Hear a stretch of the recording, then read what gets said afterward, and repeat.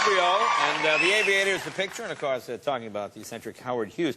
And he was obsessed with bad press, wasn't it? He couldn't really handle that. Well, he was a very, very, very private man, and also a man who had a tremendous amount of money. He was America's first legitimate billionaire. So if there was a bad article written about him, like there was one in Life magazine, for example, he didn't want anyone to read it. So he basically bought every single copy there was in the United States, hundreds of thousands of copies, and stored them in a warehouse and said, "That's what I do when you write a bad article about me."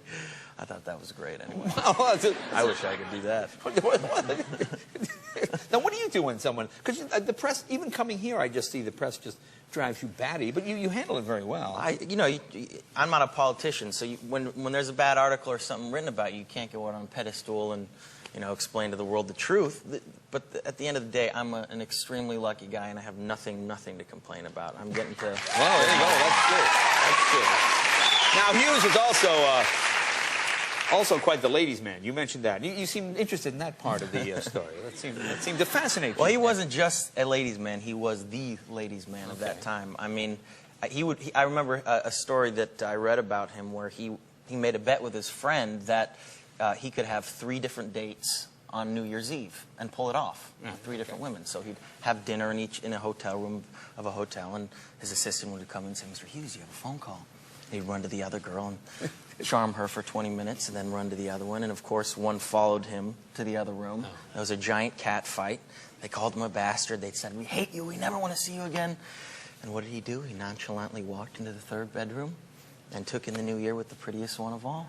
Oh. That's Howard Hughes for you. You see what's great? To men, they go, yeah. The women start to go, "Oh, hey, wait a minute." Now, he also rejected Marilyn Monroe. Is that true? Yeah. What was wrong with her? He didn't like her feet. Didn't like her feet. That's always a problem, isn't it? Yeah. Can you believe that? Did not like her feet, so he wasn't having her. You see, I can put those things aside. As can I. Now, tell me about Martin Scorsese, because I love this guy. I saw a film he did about his parents once, which I thought was one of the greatest things he ever did. But he seems like such a perfectionist, isn't he? He is. He's so meticulous, and literally, he will not. He's relentless.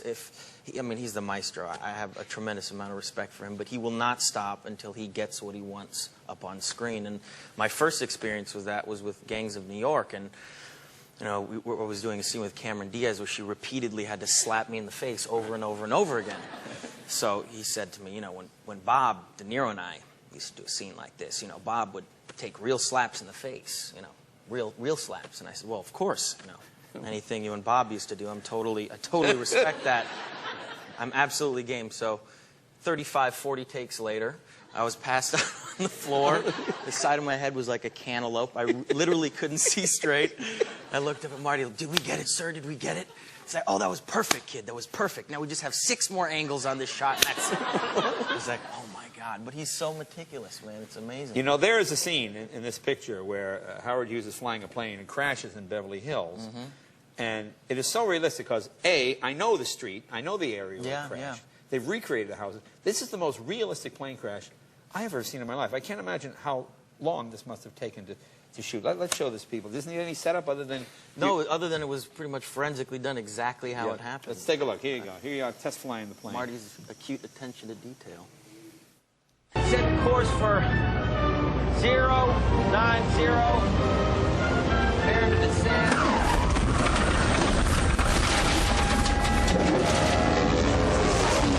What is it, Howard? Right wing just dipped. I'm losing starboard engine. Increasing 2,800 RPM. Cutting back. Increasing starboard engine only. Cutting back. I'm losing altitude. Howard, check starboard engine manifold pressure. It's good, but RPMs are low. Are both starboard props turning? Hold on. It looks like they are, but she's pulling me back in starboard, Odie. How bad is your cross control? I'm at full left rudder and full left aileron, but she won't stay level. Howard, give us your position. 2,000 feet over, I don't know, Beverly Hills. 1,500 feet. Oh, we're going down. I'm going to try for the Wilshire Country Club. That's all you read me. Wilshire Country Club, copy that. Howard, reduce engines to 1,000. I'm going down. I'm not going to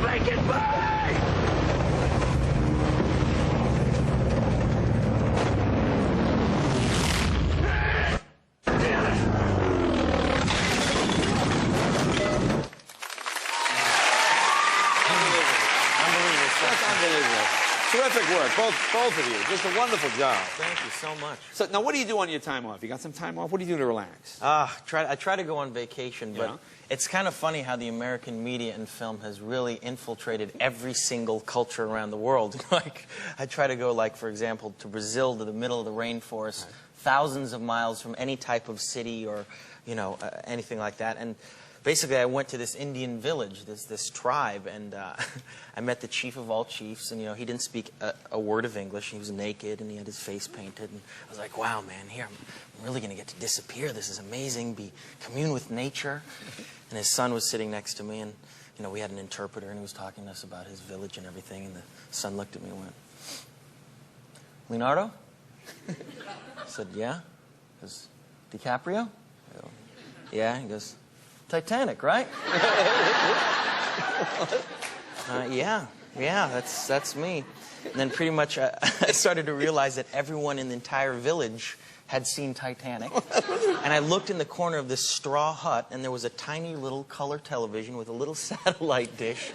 And they'd been watching American movies for years, man. I was shocked. I mean, this was thousands of miles from any kind of city in the world. So that was my big, you know, disappearing vacation experience. I know you've got to go. Will we sign our bike? Absolutely, man. I know you, and you do wonderful work, too. Thanks for all the great charity work you do. Leonardo DiCaprio, here we go. What do you want to sign? Hey, you want the whole back? Right there. Take the whole back fender. Come on in. Thank you, buddy. Cool. Thank you, buddy. Thank you.